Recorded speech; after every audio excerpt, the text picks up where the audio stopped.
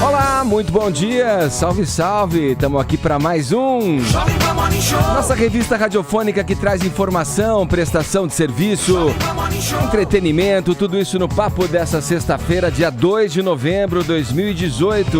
Esse é o nosso convidado especial, vem com a gente nesse feriadão.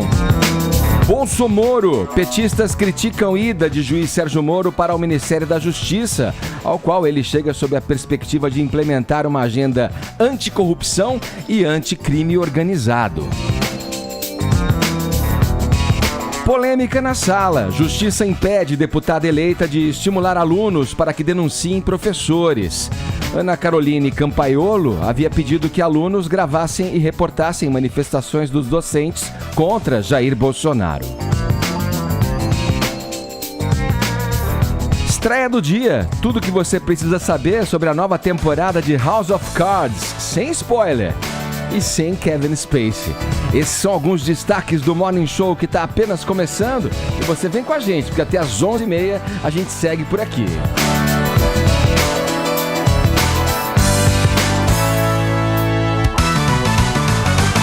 Bom dia, Paulinha. Bom dia, Edgar. Quero saber da nossa hashtag desse feriado. E aí? Antes de qualquer coisa, queridos, antes de eu dizer qual é a nossa hashtag, sobe o som aí, VJ Pão. Ô, Paulinha. Sobe esse som, querido. Olha lá. Algum lugar bonito pra viver em paz. Estamos vendo, querido Edgar, a nossa Ivete Sangalo cantando Além do Horizonte de Roberto Carlos. E como? De cara limpa, querido. Sem uma maquiagem apenas. Linda. E você sabe que os fãs ainda se chocam com isso. A gente tá acostumado com essa era de Photoshop, né? Faz sempre aquele reboco pra aparecer numa foto bonita. Põe o filtro com a cara de gatinho. E essa olheirinha aí pegou bem, olha aí, ó. Ivete não tem disso, querido. Ela vai de cara limpa, ela é maravilhosa, ela é brasileira. Ela é todos nós, aquelas bem loucas. Talvez não, porque ela não deve estar trabalhando no feriado, não sei. É a natureza, né? Mas de qualquer forma, eu tenho certeza que hoje vamos para os assuntos mais comentados do Twitter com a hashtag Eu Sem Maquiagem. Não se esqueçam que a maquiagem é usada pra quê, Edgar, às vezes? Pra esconder algumas falhas, não é? Máscaras podem cair, então hoje no Twitter usem a nossa hashtag. Vamos lá. Eu sem maquiagem. Falado. Outra forma de você interagir é pelo WhatsApp 11 931 17009. Hoje o tema é o seguinte: um jogador brasileiro do Bayern, da Alemanha, foi a uma festa fantasia vestido de homem-bomba. Sabe que nessas festas de Halloween, principalmente as fantasias, os caras usam a criatividade. Mas esse aí, ele foi de homem-bomba, não preciso nem dizer que causou a maior polêmica por lá. Daí eu pergunto a você, meu caro espectador, meu caro ouvinte, qual foi a fantasia mais curiosa e inusitada, né, com a qual você já foi a uma festa? E aí, deu treta? Conta pra gente, tá bom? Tô esperando uma história bem engraçada aqui em vídeo, vai gravar do carro? Estacione antes de mandar pra gente, não esquece de gravar com o celular na horizontal, tá bom? Vamos animar esse feriadão aí, ó. Estamos esperando suas mensagens pelo 11 931 17009. No mais, você pode nos acompanhar em imagens pelo aplicativo da Jovem Pan, também pelo nosso portal jp.com.br. Também transmitimos pelo canal youtube.com/morningshowjp e conteúdo extra nas mídias sociais. Estamos no Instagram e também no Facebook. Passe na nossa página, deixe o seu joinha que a gente fica bem animadão. Todos convidados a passarem a próxima hora e meia colados aqui na Jovem Pan, porque o Morning tá apenas começando.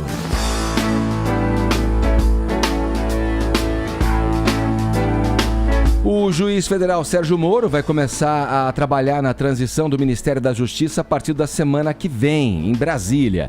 Petistas criticaram nessa quinta-feira a ida do magistrado para a esplanada, sob o governo de Jair Bolsonaro. Segundo caciques da sigla, a aceitação do convite reforça a visão de que o juiz federal atuou de forma parcial durante a Operação Lava Jato e também no processo no qual Lula foi condenado por corrupção passiva e lavagem de dinheiro. Quem se manifestou a respeito? Vamos lá aos nomes, Vini. Bom dia. Bom dia, Edgar. Quase toda a cúpula petista aí, né? A gente já falava isso ontem, né, Edgar, de que o PT e a esquerda iria se utilizar, sim, dessa narrativa aí, dessa desconfiança das decisões do juiz Sérgio Moro no passado, acusando ele de parcialidade, agora muito mais com essa aceitação aí ao Ministério da Justiça. O PT em si divulgou uma nota oficial com o título "Cai a Máscara de Sérgio Moro", dizendo que ele sempre foi um juiz parcial, sempre agiu com intenções políticas, e isso fica agora evidenciado aos olhos do Brasil e do mundo.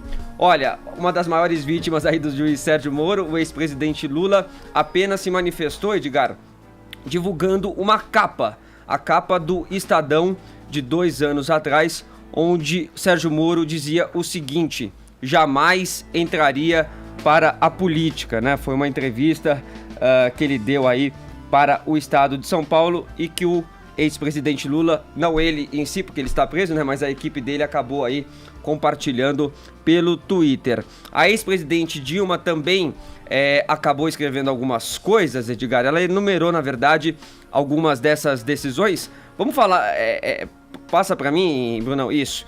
Ela colocou primeiro esse tweet: o juiz está nu, e aí depois ela acabou até apagando este tweet e citando algumas outras decisões do Moro, de que ela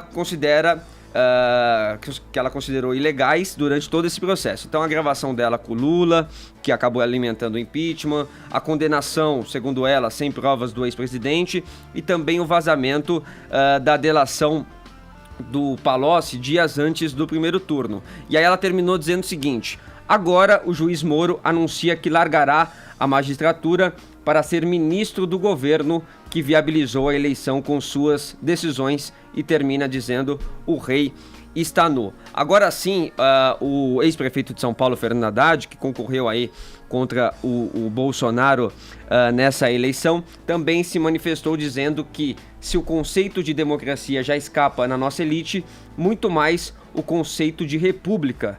O significado da indicação de Sérgio Moro para ministro da Justiça só será compreendido pela mídia e fóruns internacionais. A presidente do PT, Gleisi Hoffmann, também se manifestou aí pelo Twitter, mais ou menos com o mesmo tom aí da ex-presidente Dilma, falando aí de decisões que, segundo a cúpula petista, são decisões parciais de Sérgio Moro, impediram aí o Lula de concorrer. E aí ela termina dizendo: ajudou a eleger, no caso Bolsonaro, vai ajudar a governar também. E aí nós temos também algumas outras declarações. Temos do Paulo Pimenta, que foi aí do Lindbergh Farias, que concorreu ao Senado, ex-senador, acabou perdendo lá no Rio de Janeiro, dizendo que poucas coisas podem ser mais descaradas do que isso.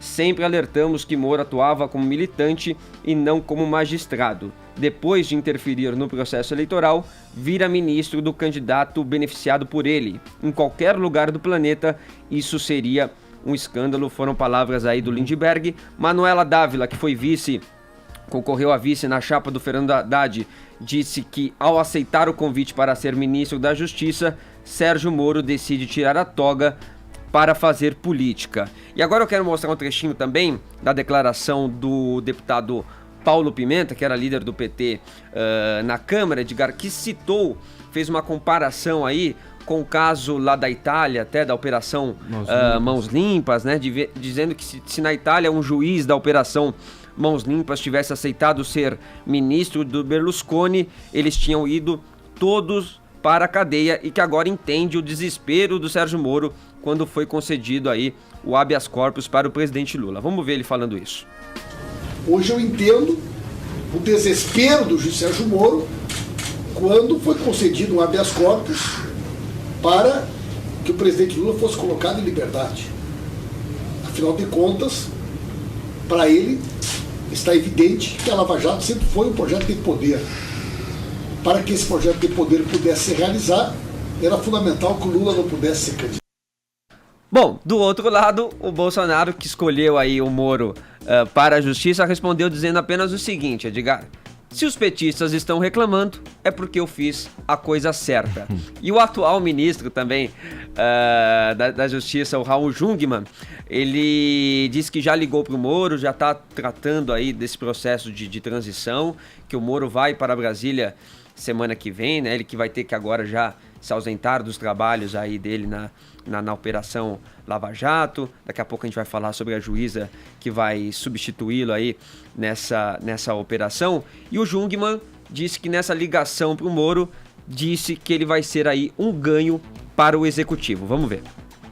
Acho que alguém que tem todos os títulos, autoridade e legitimidade para ser o ministro da Justiça, acho que é um ganho, inclusive, tê-lo agora no Executivo, e portanto eu dei parabéns a ele. Disse que estávamos aqui todos dispostos a ajudá-lo o máximo, dar o máximo de informação que nós tivermos.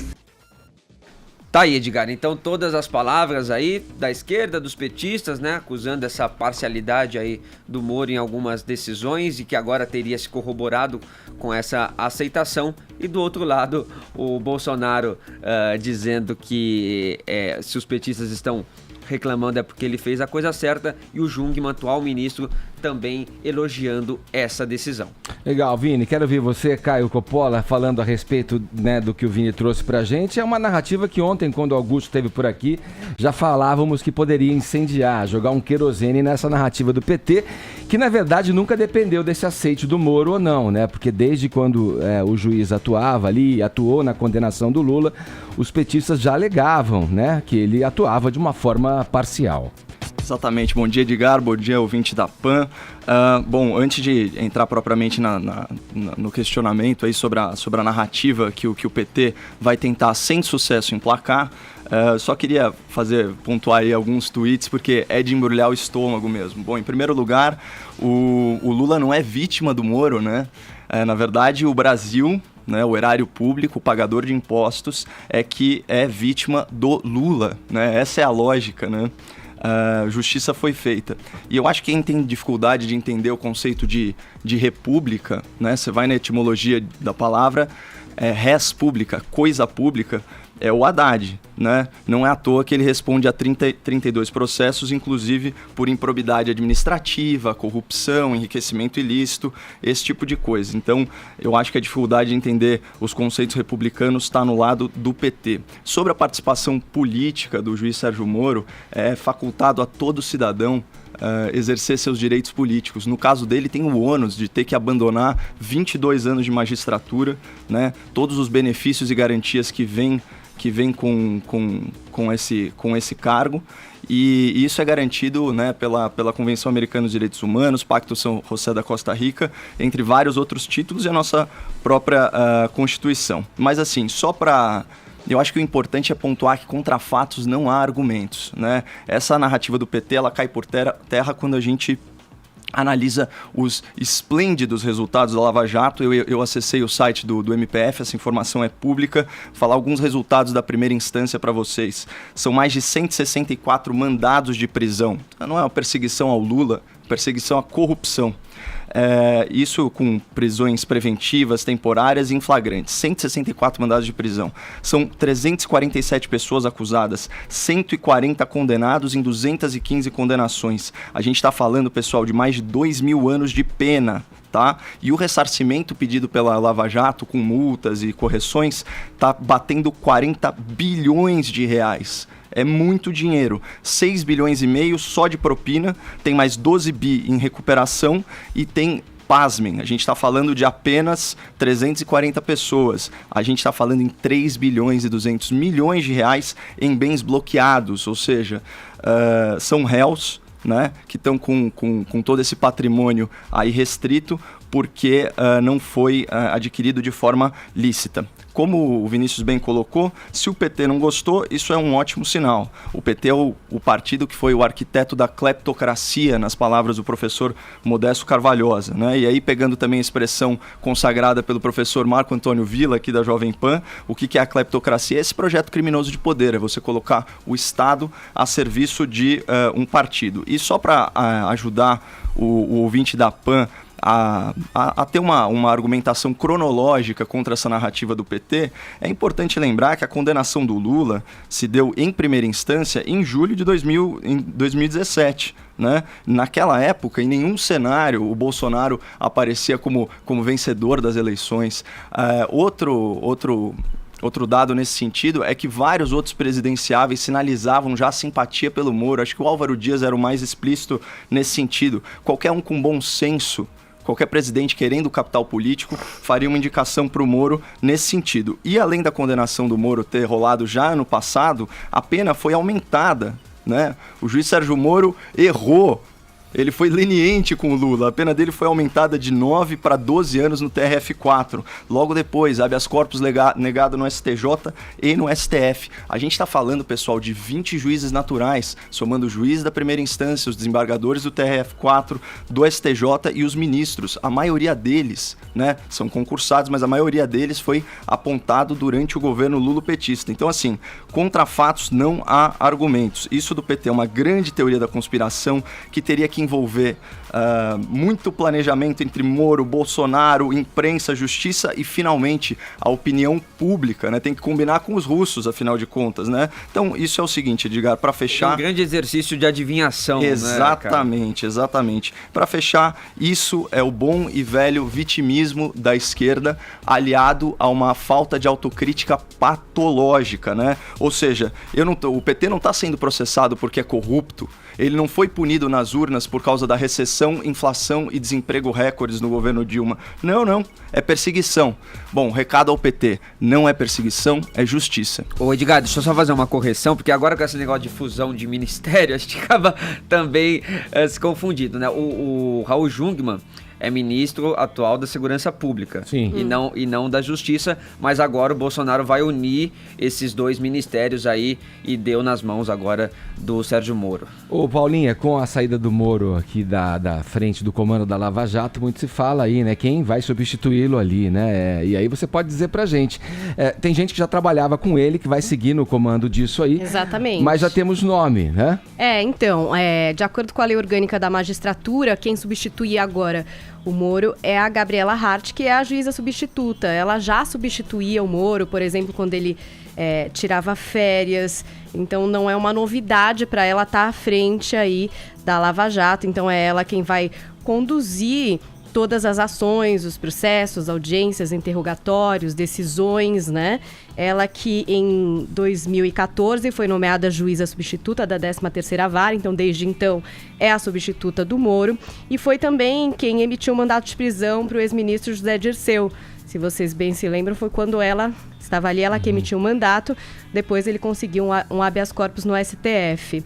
E os próximos passos da Lava Jato agora, o que é que vai acontecer? Então, a que ela vai estar à frente? A gente tem aí o início dos interrogatórios dos réus do processo que investiga a compra do sítio de Atibaia, né? O início desses interrogatórios acontece na segunda. No dia 14 de novembro é previsto o interrogatório do ex-presidente Luiz Inácio Lula da Silva. Mas o que acontece? Ela não vai ficar fixa nessa vaga, ela não pode, ela é uma juíza substituta. Então, depois que o Sérgio Moro pedir a exoneração oficial, o TRF4 vai publicar um edital convocando aí para um processo de escolha de quem vai ser de fato o juiz escolhido. Aí o que acontece? Tem 10 dias para esses juízes dizerem que querem participar, 3 dias para desistência. A especulação é que a gente tem mais de 230 juízes que podem qualificar, né? E aí, como que vai ser escolhido? Tem um critério aí que é o critério da antiguidade entre esses juízes federais. Então, é quem tem mais tempo de trabalho. Aí, além desse critério da antiguidade, se vários empatarem, que parece que é o caso, tem vários empatados nesses 232 nomes, 8 empatam, né? Então, no mesmo período de tempo ali. Então, aí você tem alguns critérios de desempate. Então, por exemplo, classificação no concurso que admitiu na vaga, tempo de cargo na 4ª região. Então, se a gente for avaliar isso, e mesmo sem saber quem é que vai querer aplicar, tem um nome aqui que já está divulgado, que seria o mais qualificado aí de acordo com os termos, que é o Luiz Antônio Boná, da 21ª Vara Federal de Curitiba. Mas isso é uma especulação, né, Edgar? A gente precisa esperar abrir esse edital e as pessoas dizerem se querem ou não entrar aí para liderar a Lava Jato, que é uma grande vitrine, né? Um trabalho muito importante para o Brasil, mas a vitrine, você sabe que é de vidro, né, Edgar? Também recebe muitas pedras aí, não é um trabalho fácil de ser feito. Então vamos ver quem vai aplicar. Ainda tem um processo aí para acontecer que vai partir de quando o Moro pedir a exoneração do cargo, né? Quando ele for exonerado. Aí a gente começa no processo do definitivo, mas por enquanto quem fica é a Gabriela Hart. É curioso a gente tocar nesse ponto e mostrar pro ouvinte, né? Eu tô ouvindo você falar e também entendendo, né? Porque tem os critérios de desempate, né? Pra você chegar no juiz que vai ficar à frente ali, né? Lembrei do futebol, Vini. Tem número de vitórias, né? Gols pró, gols fora, enfim. Não, mas é muito louco que eles usem o concurso, gente. O concurso você fez há 20 anos, 15 anos, sei lá quanto tempo. No caso, o Luiz Antônio Boná, acho que ele classificou em 13º, então é a melhor qualificação desses 8 que estariam empatados, entendeu? Sim. Bom, vamos lá, Caio, quero saber o que você pensa. Difícil imaginar que esse rumo, esse curso já tão delineado pela Lava Jato, já tem muitos processos muito adiantados, quer dizer, possa ter seu rumo alterado. Aí você encontra aí em algum ponto fragilidade, a ponto de a gente imaginar que pode enfraquecer, que a Lava Jato pode perder a força com a saída do Moro? Eu acredito que não, mas eu queria só fazer um comentário aí a notícia que a Paulinha trouxe, né, sobre a doutora Gabriela Hart. É muito positivo, né, a gente vê aí a ocupação desses espaços de liderança de autoridade judicial por mulheres, né. A gente recentemente passou por um período em que a gente teve, né, à frente do STF, do Supremo Tribunal Federal, acho que até do TSE, simultaneamente, né, a AGU, a Advocacia Geral da União, e também a Procuradoria-Geral da República, todas chefiadas por mulheres, né, mulheres competentes que chegaram lá por mérito. Eu acho que isso é uma sinalização muito positiva, são bons ventos, né? Agora, falando sobre a Lava Jato perder força, eu acho muito pelo contrário.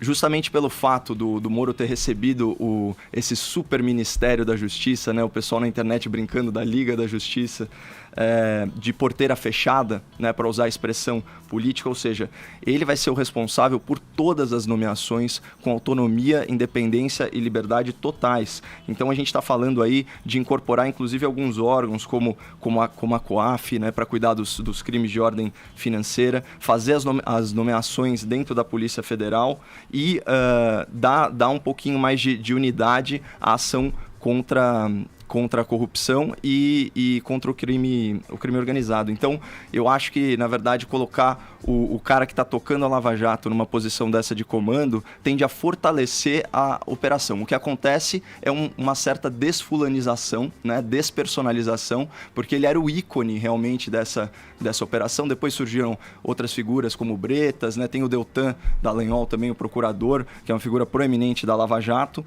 e agora eu imagino que o branding mais forte seja o da operação em si e não de um juiz ou uma juíza que estiver à frente. E ele falou aqui dessa questão das mulheres e tal, e eu falei que o primeiro na lista aí, se todos tentarem, desses 8 empatados, é o Luiz Antônio Boná. Em segundo é a Thaís Schilling Ferraz. Então, em segundo aí de possibilidade, caso interessados, é uma mulher também.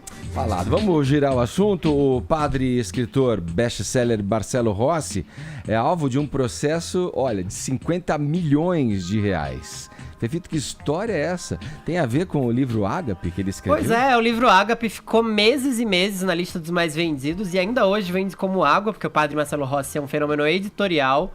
E o que acontece é que uma escritora chamada Isaura Garcia alega que teve um texto publicado em 1,5 página desse livro, um texto que ela escreveu em 1983, e ela não recebeu os créditos devidamente.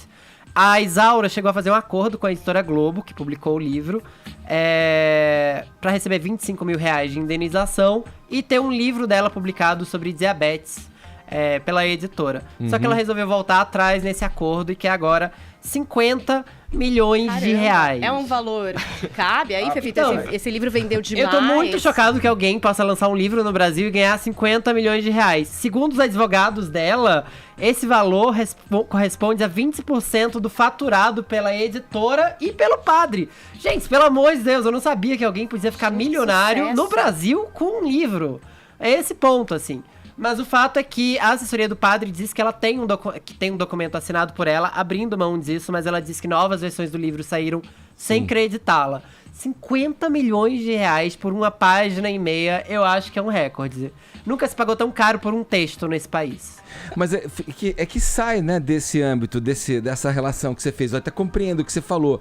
Mas aí ela tá alegando a partir do que ela considera algum crime. Então, olha, você usou indevidamente um texto meu. Eu acho que sai dessa esfera. É claro que o comparativo que você faz no mercado do que ele literário... ganhou. Sim, mas a comparação com o mercado literário eu acho válida pra gente ter um parâmetro ali. Sim. Fala, pô, 50 milhões, quem é que ganha isso, né? Como base de comparação, um escritor normalmente é. ganha 5, 10 mil reais por livro, porque os livros não vendem tanto. Mas quando você sai dessa análise e parte para a coisa do crime, enfim, do processo todo, né? Aí pede-se quanto quer, imagino. Pois é. E aí a justiça vai definir, ó, você pediu 50 milhões? Eu vou te dar R$2. Vamos fechar por... Nossa, se ela ganhar esses 50 milhões, quem vai erguer as mãos é ela agora, não é o padre não. Erguei as mãos é glória a Deus, 50 milhões no bolso. Bom, vamos lá, tem uma discussão boa pra gente agora aqui. Vocês devem se lembrar da deputada eleita Ana Caroline Campagnolo, do PSL de Santa Catarina, né? Ela foi quem, depois da vitória de Jair Bolsonaro, lançou uma campanha para que os alunos denunciassem os professores que fizessem em sala de aula queixas político-partidárias contra o presidente eleito. Ana Caroline pediu, prometendo anonimato, que a ela fossem repassadas informações sobre os docentes. Pois bem, nessa quinta-feira, a Justiça impediu que a deputada estadual eleita pelo partido de Bolsonaro estimule qualquer modalidade particular de denúncias contra servidores públicos. Para o juiz do caso, a iniciativa fere diretamente o direito dos alunos de usufruírem a liberdade de expressão da atividade intelectual e o pluralismo de ideias e de concepções pedagógicas. Bom, vamos lá, quero saber a opinião de vocês a respeito. Quem é que vai? Eu acho que demorou pra justiça tomar esse tipo de iniciativa, na verdade. Eu acho que alguns setores políticos desse país têm uma mania de falar de ideologia determinada quando eles não percebem que eles estão impondo a outra ideologia em troca disso. A grande prova de que era uma grande balela o que essa deputada falava é que ela doutrinava os alunos antes usando camiseta pró-Bolsonaro, fazendo campanha em sala de aula. Não eram nem ideias discutidas. Sim. Ela estava fazendo uma campanha, ela dava basicamente pedindo votos, estava fazendo propaganda. Eu acho que, no fim, essa professora é o retrato do que a gente vive nesse país, assim, na real. As pessoas não conseguem olhar para o próprio rabo e são muito hipócritas. Eu fiquei muito indignado com isso. E eu acho que filmar professor em aula, quando o exercício do livre pensamento é aberto para tudo e todos, em todos os lugares, dar início a uma caça às bruxas perigosíssima, na verdade. Não sei se eu me lembro bem, mas quando tivemos essa conversa aqui, Caio, o Joel estava com a gente, falávamos disso, da questão da liberdade de cátedra, enfim, de coisas que estavam sendo discutidas nesse âmbito acadêmico e do comportamento e do que deveria ser valorizado nesse debate aberto e livre de ideias, né? Qual que é a tua opinião especificamente sobre esse caso da juíza aí? Bom, da Ana Caroline Campagnolo, né? da deputada. Bom, com certeza não favorece a ela o fato de ter praticado ela mesma doutrinação, como o Fefito tá colocando aqui.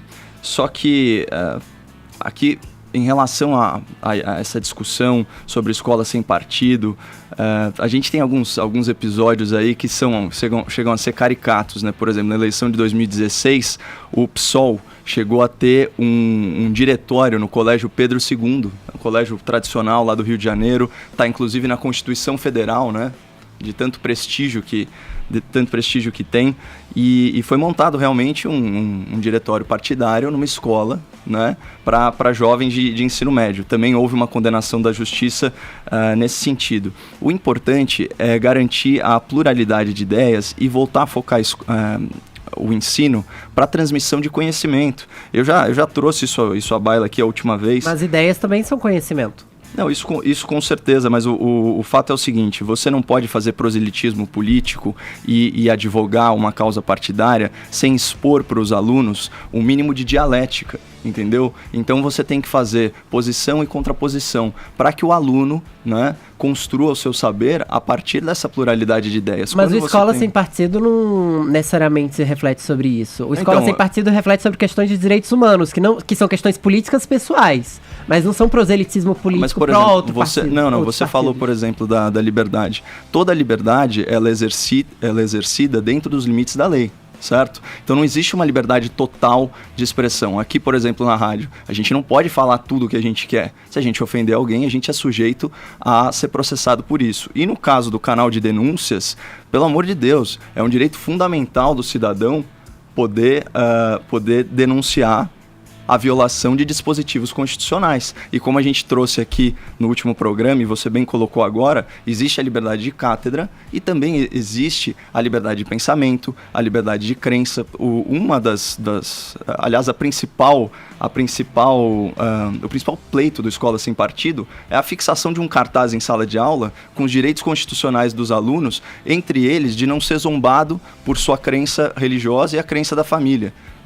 Religiosa da sua família. Isso é um dos exemplos. E são os direitos constitucionais que estão lá já elencados. Por isso, assim, é óbvio que você tem excessos, mas hoje em dia, pelo andar da carruagem, a gente está perdendo completamente a direção do ensino público, indo para essa concepção vaga, genérica, de formar cidadãos e esquecendo de transmissão de conhecimento. O último resultado do ranking PISA fala que o aluno médio brasileiro não é capaz de exercer plenamente a sua cidadania, certo? São 70 países avaliados, em nenhum caso a gente está melhor, em todos os casos a gente está em leitura, ciências e matemática, que são as áreas avaliadas, a gente está sempre nas últimas 10 posições, né? Então, a escola brasileira, ela está passando por uma crise, a gente forma analfabetos funcionais, e enquanto isso está sendo feito proselitismo político. Não pode, o professor ele não pode chegar na sala de aula e partidarizar o ensino. O que um professor de física vai falar contra o Bolsonaro? Mas existe. Tudo bem, mas de qualquer forma, já existem meios para fazer essa reclamação que não são através dessa menina. Então, essa determinação faz muito sentido, e qualquer outra manifestação que não dos meios legais já previsto, e como você mesmo está falando, pela Constituição, então a pessoa vai lá e reclama nos meios legais, ninguém precisa ela tá tendo patrulhar direito, isso. Não precisa patrulhar, porque uma coisa é patrulhar. Mas uma pessoa de fora, quando existe uma violação de direito, patrulhamento, toda pessoa que tem o seu direito violado, ela tem todo o direito de registrar isso e transformar isso numa denúncia. Isso, e é uma regulação que já existe. Mas uma denúncia para um órgão público, não para uma outra, para uma terceira pessoa. Não, mas por que não? Ela tá só criando um canal de comunicação. Ela não você tá expondo alguém dizer que ela não pode fazer isso. E você não sabe se você está ferindo outros mecanismos de liberdade. Por exemplo... Eu discordo, eu acho que se ela tá lá se aproveitando da audiência cativa do aluno, ferindo um direito constitucional, e ela é filmada em flagrante desrespeito à Constituição do Brasil... Mas a quem ela apresenta isso? A uma terceira pessoa que diz, me mandem aqui as suas denúncias? Você tem que se imaginar, Paulinha, no lugar do aluno que está sendo doutrinado e está tendo a sua liberdade de pensamento violada, ele está numa posição de opressão. O professor é autoridade em sala de aula. Ele está numa posição de opressão se o professor está fazendo propaganda de candidato. Se o professor está defendendo direitos fundamentais, a liberdade sexual, mas ele não tá, olha aqui a frase, queixas político-partidárias contra o presidente eleito, que é uma forma bonitinha de falar. Mas a gente sabe que não é assim, Caio. A gente sabe que, por exemplo, uma questão hoje que a direita adora batizar de ideologia de gênero, quando ela está colocando uma outra ideologia sobre essa, é algo que causa muita controvérsia politicamente, mas que é basicamente o direito a exercer sua liberdade de orientação sexual. Aqui e sua liberdade não de vida. É esse o caso mas é algo que motivaria denúncias do mesmo jeito, porque é uma caça às bruxas promovida pelo problema é exatamente direcionar essas denúncias para essa menina, então, entendeu? Deixa eu colocar uma coisa, porque o Fefito trata da questão, sei lá, de costumes aqui. Exatamente. A questão de costumes envolvendo esse tipo de abordagem, digamos, partidarizando esse tipo de abordagem dos alunos. A gente tem a outra coisa, que é a ideologia política, né? Eu penso que no ambiente acadêmico, as pessoas, por mais que estejam ali sentadas ouvindo um professor falar que há uma autoridade de conhecimento, teoricamente, ele tem o discernimento, ou ele deve ter pelo menos o direito dele resguardado de se manifestar quando ele acha que ele está sendo ferido em algum ponto, ou que ele está sendo pressionado, enfim, abordado de uma forma, com uma abordagem moral em cima de um pensamento que ele tem e que é dissonante do que o professor está dizendo. Tudo. Eu acho que esse meio regulatório, ele tem que existir e a gente tem que fortalecer para que ele exista cada vez mais, das pessoas terem liberdade de opor ideias distintas, ideias dissonantes. Quando você fala em partidarização, que é o caso dessa deputada, que foi vista com a camisa de um... É tão errado quanto o diretório do PSOL que você citou. Então eu acho que essa regulação, os alunos têm que estar vigilantes e têm que saber que eles têm liberdade para expressar suas ideias e seus pensamentos. Com certeza, mas se tiverem mas que denunciar alguém, que denunciem a justiça e não a uma terceira pessoa. Um órgão competente. Você cria uma coisa de pelo menos é ponto pacífico. Então aqui na bancada é ponto o pacífico. Direito de falar sobre isso, de não denunciar. Só de falar, e de filmar isso. Porque é uma violação de direito. Se ele Como é que a pessoa vai provar, isso, entendeu? Agora, um Porque incentivo disso, vira... uma terceira pessoa filtrando isso, aí eu acho um pouco complicado. Essa questão da o importante é resolver o problema desse material filmado, quem garante que isso não vai ter uma repercussão ainda maior? Tem o problema de uma edição também, né? E eu acho que assim, o problema dessa professora e das pessoas que estão estimulando esse tipo de ato é virar uma perseguição aos professores dentro da sala de aula. Então, aos professores que doutrinam, Vinícius. Um tipo de censura, né, aos professores. Mas a doutrinação tem que ser censurada mesmo. Eu acho que eles estão querendo impor, na verdade, uma agenda inversa de ideologia e também de religião dentro das salas de aula e ferindo a liberdade do aluno também de aprender e do professor de ensinar. Concordo, se tem motivações os casos isolados, nós temos meios. Agora, eu tô achando assim que estão confundindo também quando o professor começa a dar uma aula lá de história, de filosofia. Diferente, enfim, né? Então, mas aí o professor está dando uma aula de história, expondo lados, expondo a sua opinião também, que é um direito dele. O aluno vai entender que aquilo é uma doutrinação e filmar, porque a escola sem partido quer impedir esse tipo de coisa também. Então, assim, nós vamos chegar num caso aí que nós vamos impedir que os professores ensinem história. Eu acho que o que ela quer evitar é o tipo de... Isso circulou nas redes sociais, viral. É um professor gritando com os alunos, falando assim... Não, então, mas esse tipo que a gente só conhece porque foi filmado. Esse é meu ponto aqui, sabe? Só para deixar bem claro. Quando um aluno, em sala de aula, tem o seu direito constitucional violado, é perfeitamente legítimo que ele filme esse professor e que ele faça a denúncia pelos canais competentes. A justiça acaba de... E eu respeito muito a decisão judicial, obviamente, sou um legalista. Canais competentes, canais competentes. De uma terceira pessoa. Não, agora a justiça, por essa decisão, determinou que esse canal não é adequado. Essa decisão judicial, ela pode ser, inclusive, revista. E só para contar para vocês, eu conversei com o Dr. Miguel Najib, né, que é o fundador do Escola Sem Partido. Eu perguntei como começou essa história, né? Como que isso te inspirou? A filha dele teve uma aula imbuída de doutrinação em que o professor exaltava a figura do Che Guevara, que é um notório assassino, sanguinário, homofóbico, perseguidor de homossexuais, exaltava a figura desse cara e comparava ele, fazia aí uma analogia com São Francisco de Assis. E isso ofendeu ele sobremaneira, né?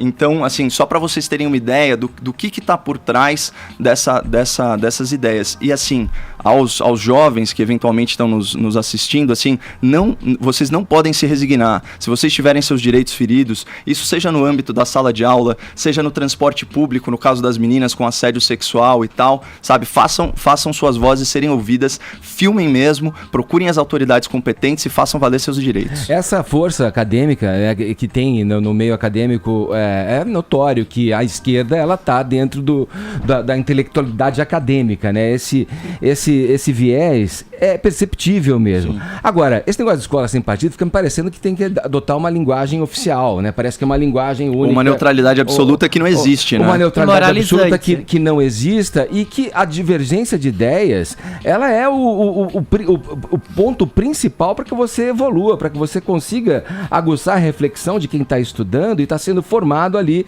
Agora, a regulação talvez devesse vir da onde? Não sei, da reitoria, das universidades? Sim, eu acho que... Daqui a pouco a gente vai estar adotando, talvez, não sei, olha só que fiquei pensando agora. Como a imprensa, tem os editoriais, as imprensas, você vê, nos Estados Unidos, para tocar um exemplo, a CNN é diferente da Fox News.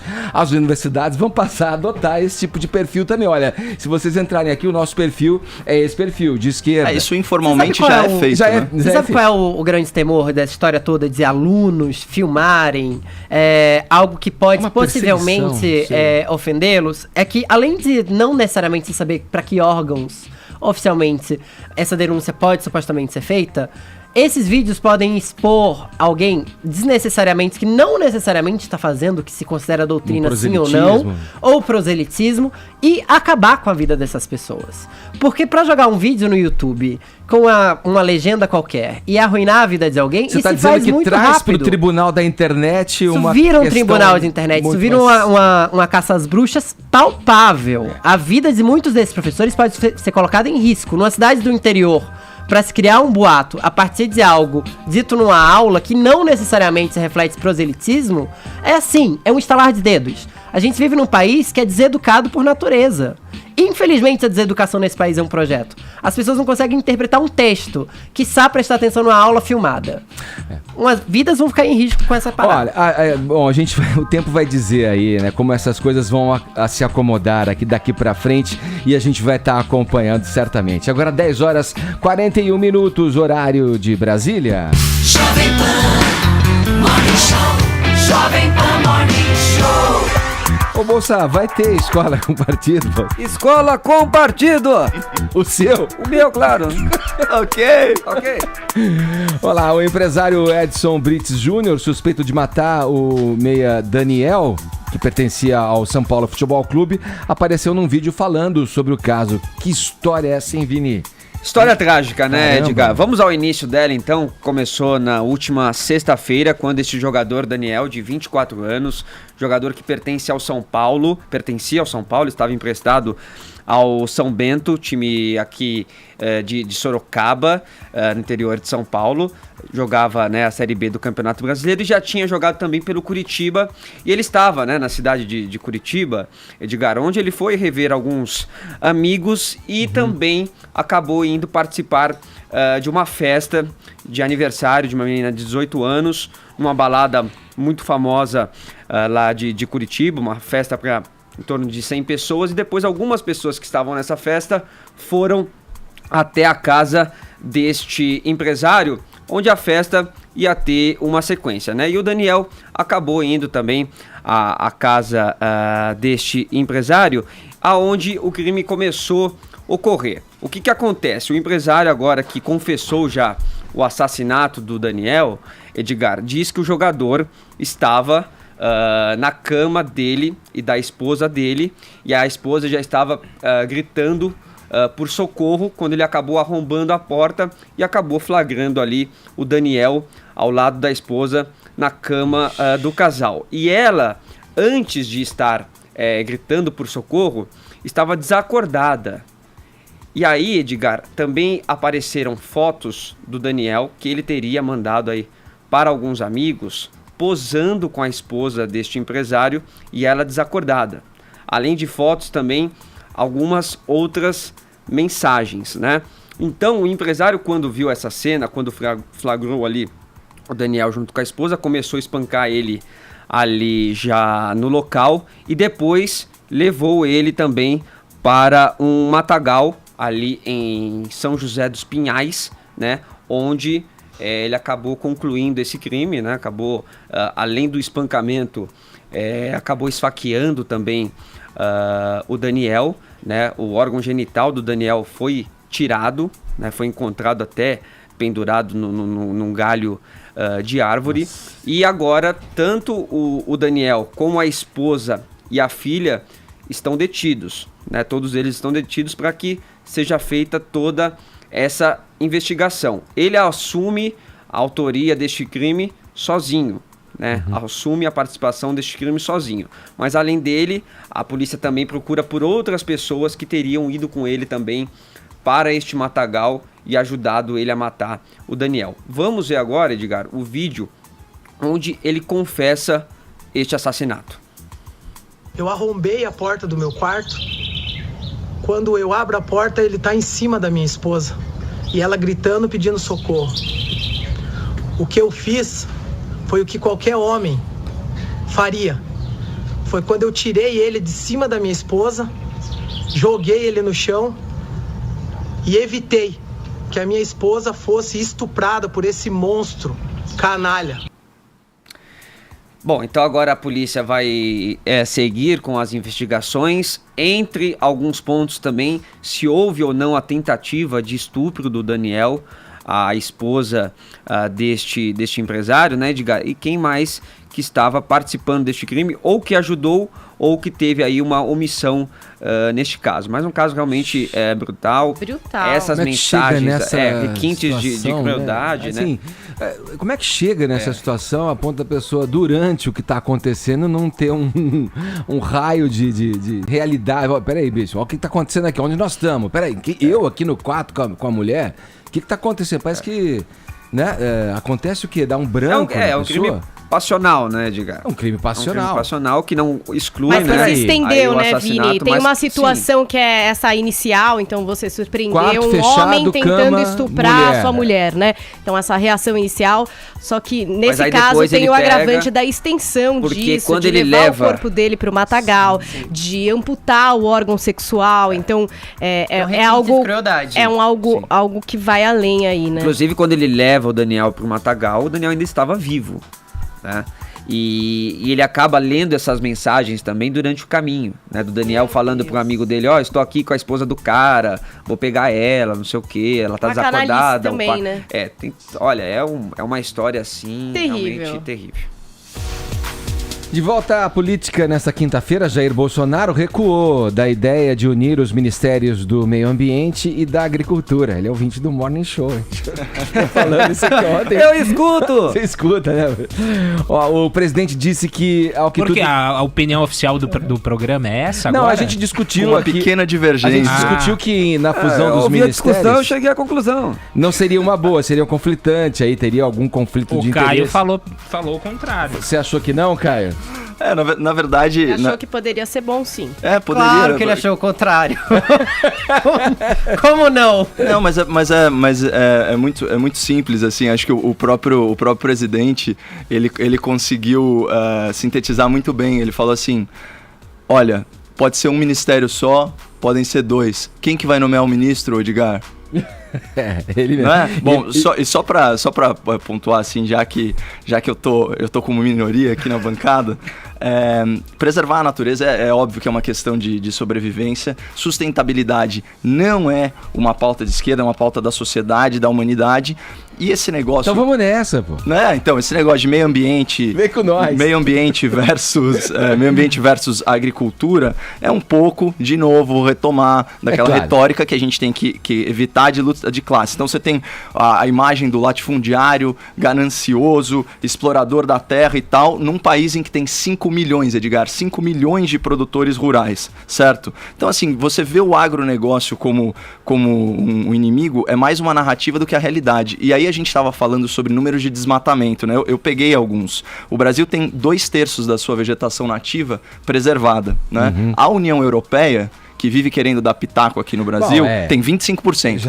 Os Estados Unidos, 14%. Eu acho que a China, se não me engano, 17%. Então, assim, a gente tem que ver também quais são os interesses internacionais, né, de, vamos dizer assim, represarem a atividade econômica, inclusive atividade econômica sustentável, por meio de hiperregulação, para impedir que o Brasil seja um país mais competitivo. E dentro dessa narrativa tá também aquele negócio da gente ficar martelando, o agrotóxico, não sei o quê. Tem um nome técnico para isso, que é defensivo agrícola. Eu, particularmente, defendo que o licenciamento ele não precisa ser uma barreira ao agroempreendedorismo, ao ecoempreendedorismo, empreendedorismo, ele pode ser uma excelente oportunidade ambiental de uma gestão sustentável.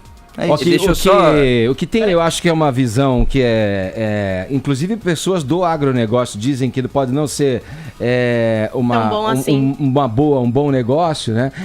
Porque os protocolos internacionais estão aí, tudo bem, tem essa questão que você colocou mesmo. A Europa já desmatou tudo que tinha que desmatar, Estados Unidos também. Aí é fácil. É o mesmo caso daquela professora que acusa o outro de doutrinar com a camiseta do candidato, né? Então, exatamente. Mas que bom que a gente é mais progressista que eles nesse sentido.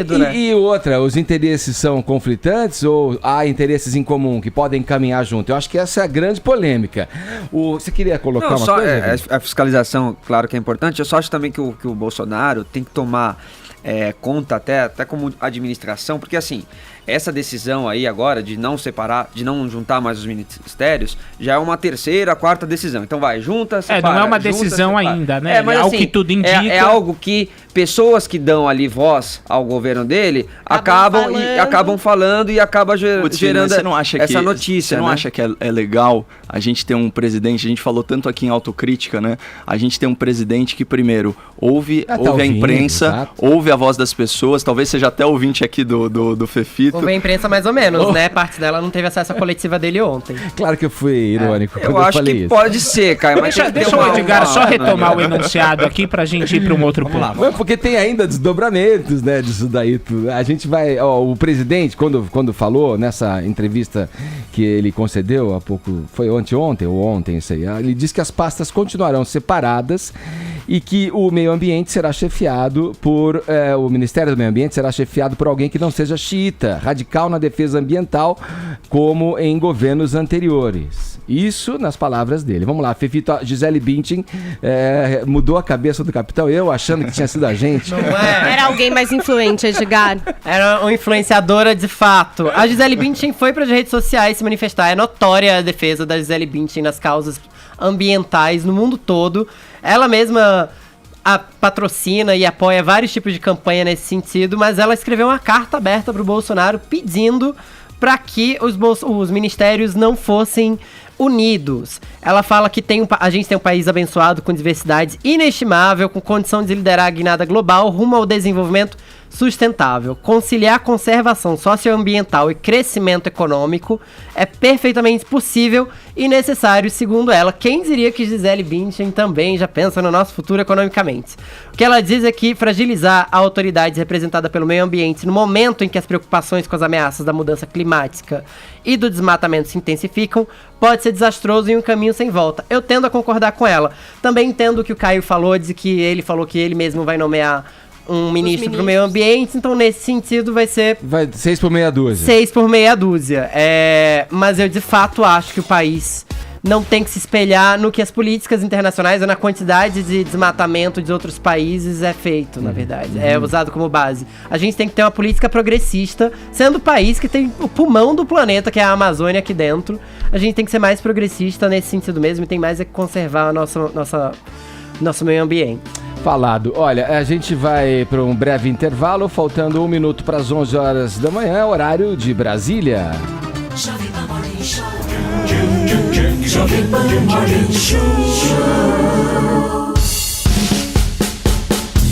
Como é que tá a nossa hashtag aí, eu sem maquiagem, Paulinha? Homenagem à cantora Ivete Sangalo, que fez lá um vídeo cantando Robertão, né? Cara limpa. Muita Muita gente postando sua selfie. Belezura total. Aqui na nossa hashtag, vamos conferir alguns dos nossos tweets.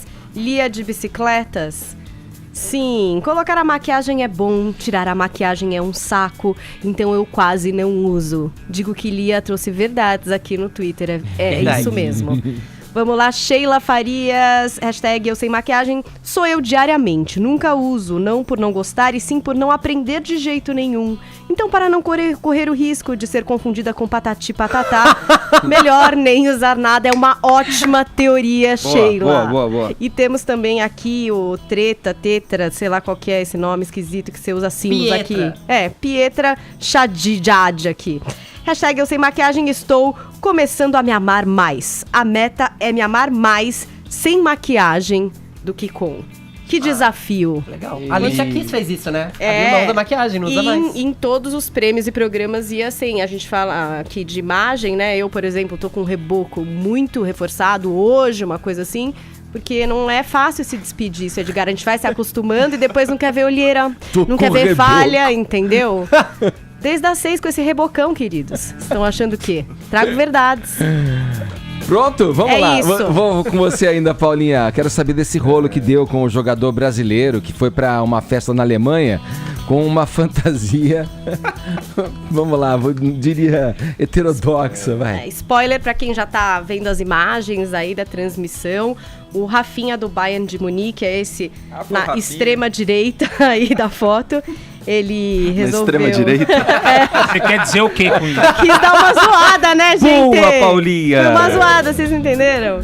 Boa. Ele tá aí na foto, à direita, ajoelhadinho, segurando uma vendo? caixa, né? Ô, Vestido gente. de árabe, segurando uma caixa que simula que é um explosivo, Edgar. Essa foi a fantasia que ele bom achou gosto. legal de ir na festa de Halloween. Só que ao contrário. Isso pegou muito mal na internet. Várias pessoas começaram a escrever que acharam completamente desrespeitoso você associar a imagem de um árabe a de um terrorista, desnecessário, lá. Aí as imagens que ele tinha postado nas redes sociais foram apagadas, né? Essa foto não tá mais no feed dele, nem dos amigos que estavam ali comemorando Mas na o internet Halloween. não se apaga, né, gente? Exatamente, já rolou o print.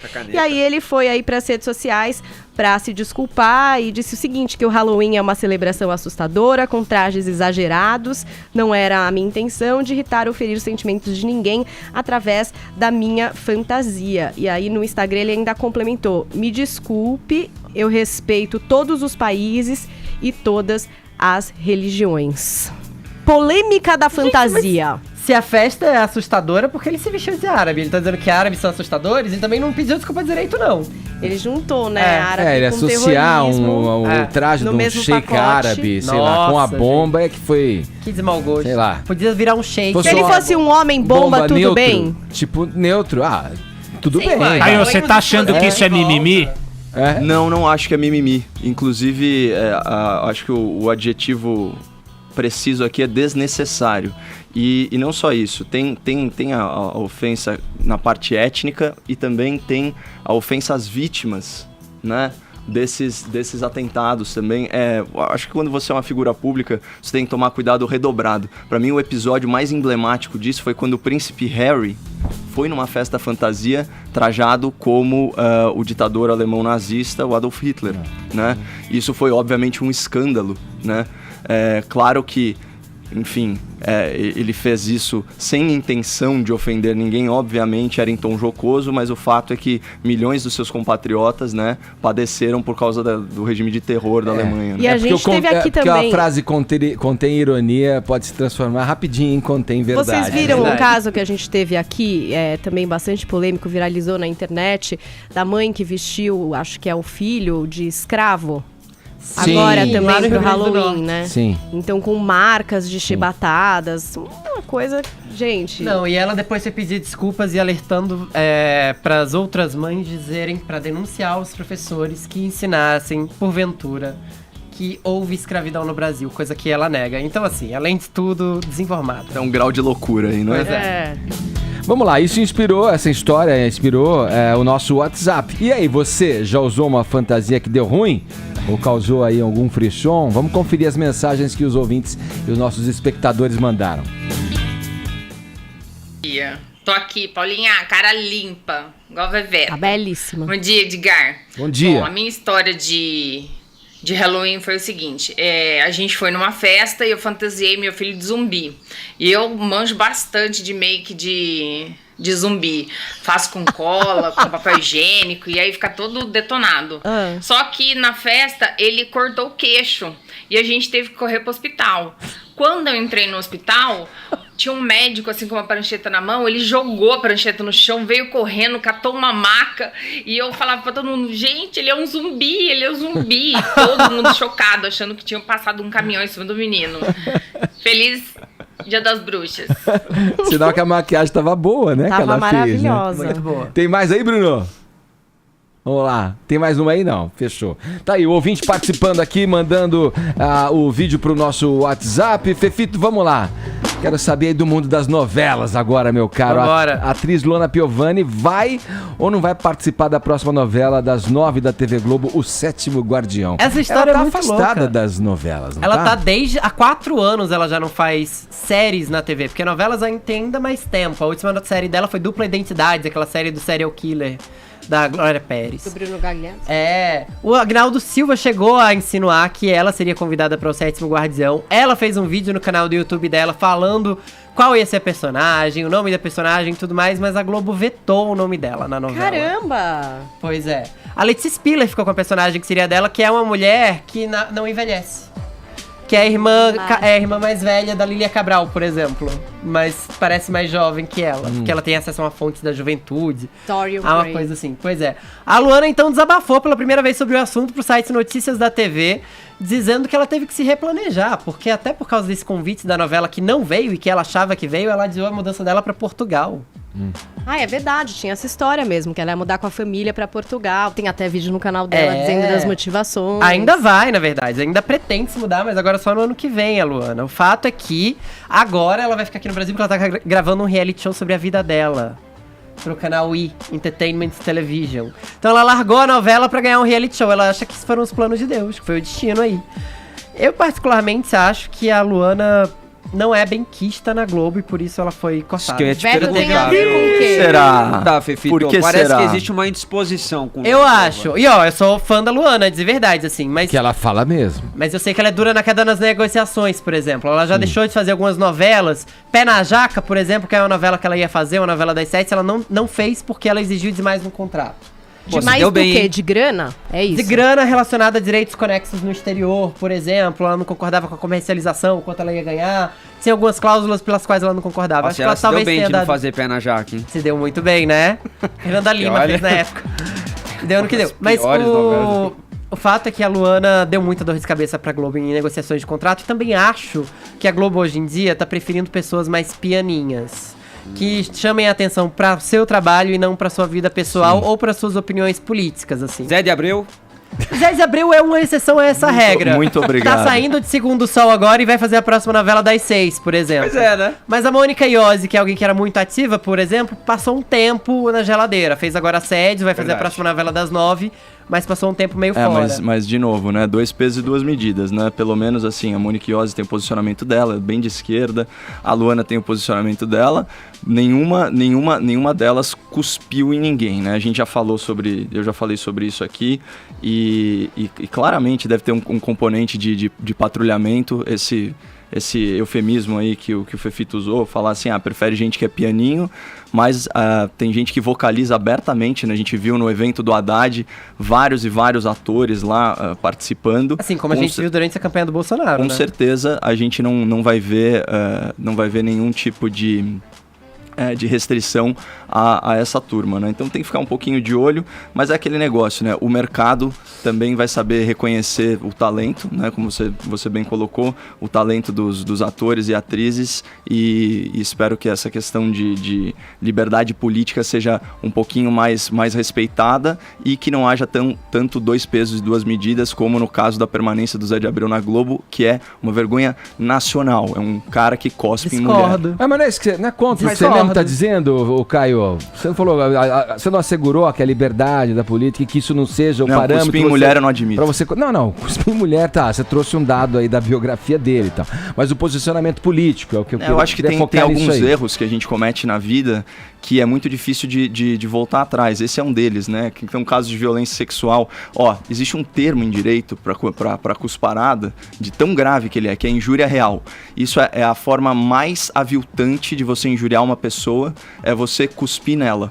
Mas certo? tem tantas e tantas pessoas que fizeram coisas ainda mais aviltantes que isso e conseguiram ser eleitas, por exemplo. Não, tudo bem, mas aí a Globo tem pleno controle sobre quem ela contrata. Mas no caso do Zé de Abreu, a Globo tem que ter controle sobre o talento dele, não sobre a vida pessoal dele. Acho que é inegável que ele isso não deveria interferir, nem no caso dela, nem no caso dele. Cara, eu acho que tem vários atores talentosos na Globo e pouquíssimos que cospem em mulher. Que a gente saiba. Não, o Isa de Abreu é um grande talento também, né? Com certeza, é um grande talento, mas... Teve esse lance que você falou, é verdade. Se a emissora fosse minha, ele nem entrava. Não ia ter novela. Fechou, Fefito? Fechou.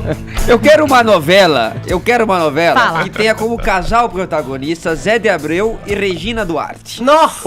Entendeu? Será que isso que o rolaria? povo quer, Rede Isso Globo. seria... Ó, que sacada, hein, É Vini? isso Será que que o isso povo quer. rolaria? Zé de Abreu e Eu Regina acho que nacionalismo Duarte. acima. Isso. É. Interpretando eles mesmos. Que sacada, Vini. Você é gênio. Ia ser meu cara. incrível, todo mundo ia assistir Não só pelos precisa de bastidores. roteiro. Abre a cena e vai. Então aqui, ó. Vamos agora com a editoria internacional. Uma ONG disse que a violência sexual contra mulheres é parte do cotidiano na Coreia do Norte. A reportagem é de Marcela Lorenzetto. A violência sexual contra mulheres é parte do cotidiano na Coreia do Norte. A constatação é da entidade internacional Human Rights Watch, que produziu um relatório sobre o tema.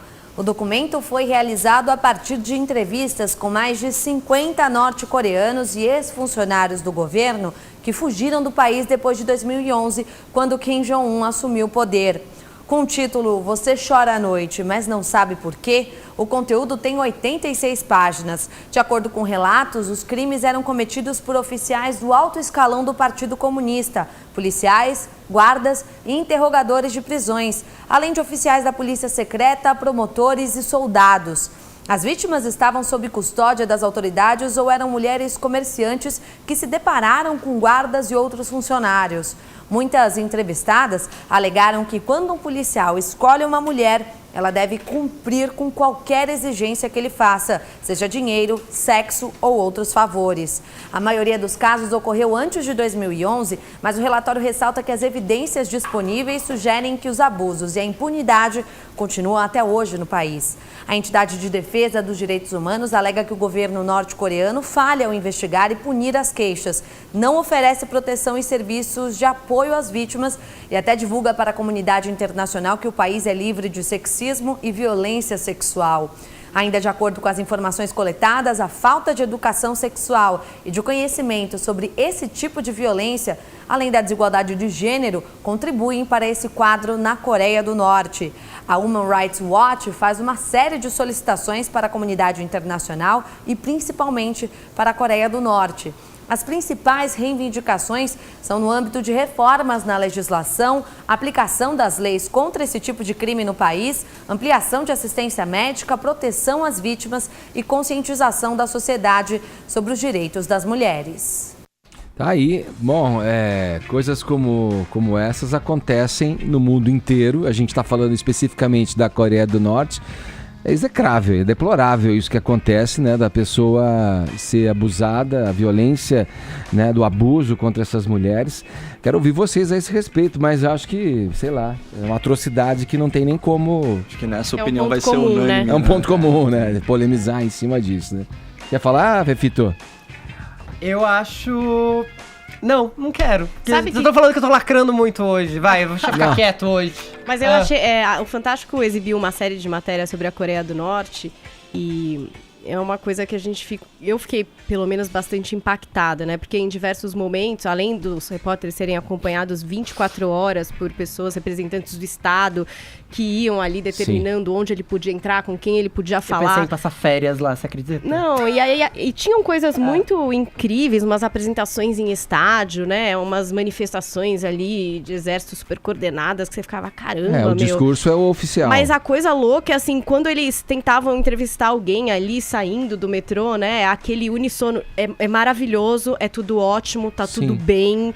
E isso, pra mim, foi muito assustador, assim, de perceber, né? Eles querendo sempre pintar essa coisa de que tá tudo ótimo, tá tudo lindo, olha quanta coisa incrível a gente faz. E essas pessoas sempre, juro, pareciam robôs, assim, né? Trazendo aquele discurso, né? Que é meio obrigatório. Por isso que a gente tem que combater o autoritarismo e o totalitarismo desde as suas medidas incipientes, como, por exemplo, regulação social da mídia, esse tipo de coisa, que é uma agenda muito, muito comum aí à esquerda. E também essa noção de que se você não está comigo politicamente, você está contra mim, essa tendência aí de querer formar um partido único. Eu tenho só um ponto sobre a Coreia do Norte, é só o ouvinte dar uma pesquisada, ele vai encontrar várias notas, especialmente do PCdoB, congratulando o regime norte-coreano. Então é importante saber que no nosso sistema democrático ainda existam legendas que defendam esse tipo de sistema. Menos mal. Agora 11h20, horário de Brasília. Jovem Pan Morning Show. Olha, vamos dar um recado aqui para as pessoas. A gente falou aqui na Jovem Pan, mas olha, em função da realização das provas do Enem nas imediações da Avenida Paulista e a pedido do INEP, a Jovem Pan alterou a data da primeira eleição. Eu tô tão viciado. Não é uma eleição. Não, é um grande show. A primeira edição da laje da Jovem Pan. Isso mesmo, gente. Olha, mas foi cancelado, aconteceria nesse domingo, mas já foi remarcado para o dia 25 de novembro, esse grande show para a cidade de São Paulo, com muita música, com o Latino. Então, boa sorte, galera, que vai fazer a prova do Enem hoje. Arrasem com toda a tranquilidade aí. E no dia 25 de novembro, vai ser também num domingo, Paulista fechada. A Laje da Pan vai fazer sua grande estreia com esse show do Latino. Falado, Paulinha, eu vou continuar com você, porque eu quero saber, queremos todos saber, sobre Robin Wright. Claire Underwood. Claire Underwood, a nova temporada de House of Cards, a nova e última, sexta e última, né? É isso? Sexta e última, né? Muito interesse por essa temporada, não só por ser a última, o que já havia sido definido há um tempo atrás, mas também porque é a temporada onde não teremos Kevin Spacey, né? Se vocês sabem, diversas denúncias de assédio, foi basicamente enterrado em Hollywood, retirado de projetos que já estavam em curso e demitido da Netflix. Então, decidiu-se que se iniciaria essa temporada com Frank Underwood morto. Isso não é um spoiler, é o que a gente ficou sabendo da decisão. Agora o grande mistério, Edgar, é como ele morreu, por que ele morreu, quem o matou, e isso, claro, que vai permear essa sexta e última temporada de House of Cards. No final da quinta temporada, uma temporada bastante criticada da série, a gente teve pela primeira vez a Robin Wright, que é quem interpreta a Claire Underwood, quebrando a quarta parede, falando com a gente e avisando que agora era a vez dela. Porque Claire Underwood agora é a presidente dos Estados Unidos, queridos, né? Não, e sem escrúpulos, né? Matou alguém na última temporada também. Agora... Alguém que a gente não esperava. Exatamente. A curiosidade agora é saber se ela vai pagar pelos crimes do marido, porque ela arquitetou junto com ele. E é isso que eu ia te dizer também, Fefito, porque o fantasma de Frank Underwood não é tão fácil assim de exorcizar. Ele vai assombrar ela e algumas outras pessoas, né? Que fazem parte do núcleo duro dos Underwood durante toda essa temporada. E a gente tem a entrada de alguns personagens bem interessantes, como por exemplo a Diane Lane, que faz a Annette. Ela faz dupla com o Greg Kinnear como irmãos riquíssimos que vão ter interesses de influência ali na presidência. A gente tem também o vice-presidente, que é o Mark Usher, interpretado pelo Campbell Scott, que é um personagem muito forte, que vai estar ali atrapalhando os planos da Claire. Então tem muitos ingredientes e claro que também o nosso Doug, né? Tão fiel a Frank Underwood. O cara morreu. Será que ele vai continuar nessa fidelidade ou ele vai trair os Underwood dessa vez? Putin volta de novo. Tem muita coisa pra acontecer. Garantida a temporada. Depois me contem se vocês sentiram falta de Frank Underwood. Vamos lá. E fechando o Morning Show desse feriado, o general da reserva Hamilton Mourão defendeu ontem o fim do que ele chama de anti-americanismo infantil na América do Sul e a aplicação de pressão diplomática no governo do presidente Nicolás Maduro da Venezuela. O vice-presidente eleito quer que a Venezuela tenha eleições em situação de normalidade e alternância de poder. Segundo ele, o governo Bolsonaro deseja que o Brasil tenha uma relação estratégica e não somente puramente comercial com parceiros globais como Estados Unidos, China e União Europeia. As declarações foram dadas ao jornalista Luiz Kawaguchi, do UOL. Caio, vamos lá, nesse final aqui de programa, nesse papo aí, o Mourão, na verdade, decretou o fim da Unasul a União das Nações Sul-Americanas, né? E, como eu disse aqui, anunciou pressões pela derrubada do chamado chavismo na Venezuela.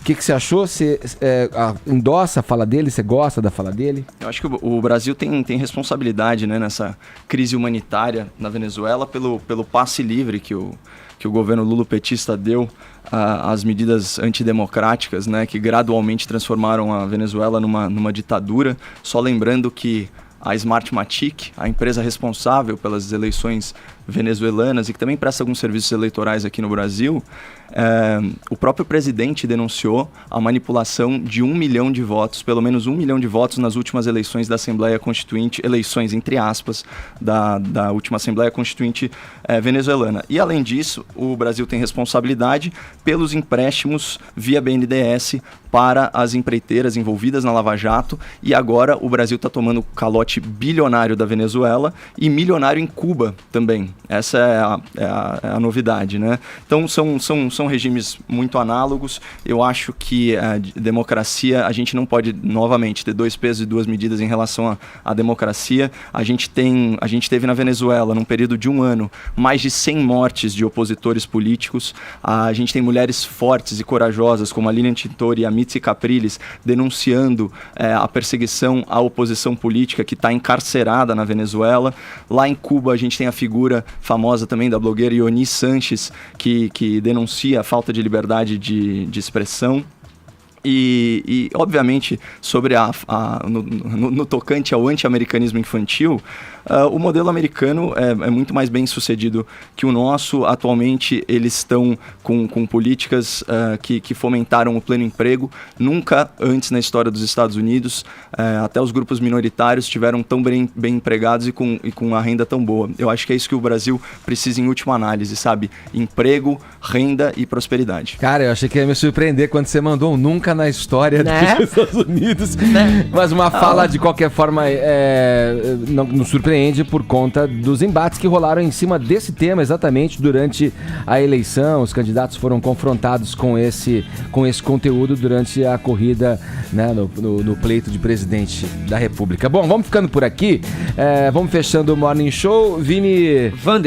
Vander é o vencedor. Tá certo, é isso aí. Muito obrigado pelo prestígio, pela audiência. A gente retoma aqui na programação da Jovem Pan na segunda-feira, a partir das 10 da manhã. E Paulinha, querida, momentos de férias, está de gente. férias. Vai fazer falta. Espero vocês na Disney World, no meu perfil, tá? Nas redes sociais, pra gente curtir o Mickey Mouse juntos. Vai descansar, vai. Você ouviu Jovem Pan Morning Show.